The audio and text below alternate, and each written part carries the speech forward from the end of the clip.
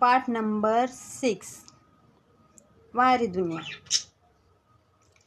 आपण म्हणतो नेहमी हे आपली बहीण, बहिणीचा नवरा, बहिणीची नणंद, तिचे भाचे जावाई, तिच्या भाच्या सुना, भाच्या त्यांचे रिलेटिव्ह, यांना इज्जत द्या, मान द्या, सन्मान द्या, त्यांच्याशी प्रेमाने बोला. आणि आपण ते बोलतो पण, त्यांच्याशी प्रेमानेही बोलतो, त्यांना इज्जत देतो, मान देतो, सन्मान देतो. पण त्या लोकांना आहे ना आपली माणुसकी ही कळत नाही. हो, त्या लोकांना आपली माणुसकी ही कळत नाही.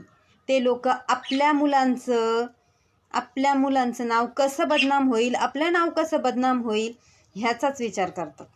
आणि ते आपल्या मुली मुलांचं आपलं नाव बदनामही करतात. आणि तरीही आपण शांत बसायचं का?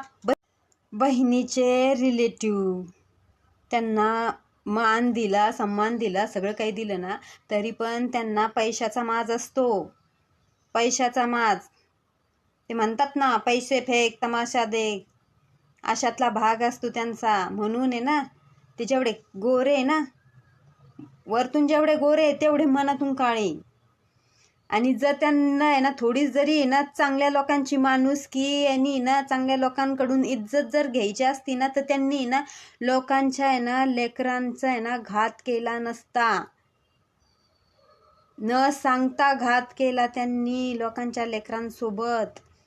आणि त्याच्यात काय, बहीणही शामिल, बहिणीचे मुलंही शामिल, बहिणीची नणंद शामिल, पूर्ण फॅमिली शामिल त्यांच्यामध्ये.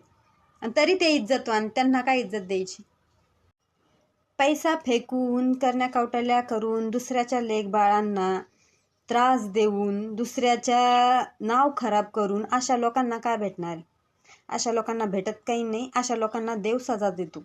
आणि अशी सजा देतो ना की त्यांनी कितीही पैसा कमवला आणि कितीही काही केलं तर ती सजा त्यांच्या लेकरा बाळांना पण भोगावं लागते आणि त्यांना पण भोगावं लागते. आणि ते भोगतात पण. अशा लोकांना ना मान, इज्जत, सन्मान, माणुसकी द्यायच्या लायकीचे नाही असे लोक. त्यांची लायकीच काही राहत नाही.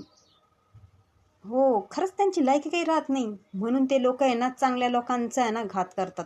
जर तुमच्याकडेही असे एखादे रिलेटिव्ह असतील, असे नातेवाईक असतील, तर अशा नातेवाईकांपासून आहे ना तुम्ही लांबच राहा. आणि ना लाईक करा, शेअर करा, कमेंट करा आणि ना भरपूर शेअर करा. सगळ्यांना समजलं पाहिजे.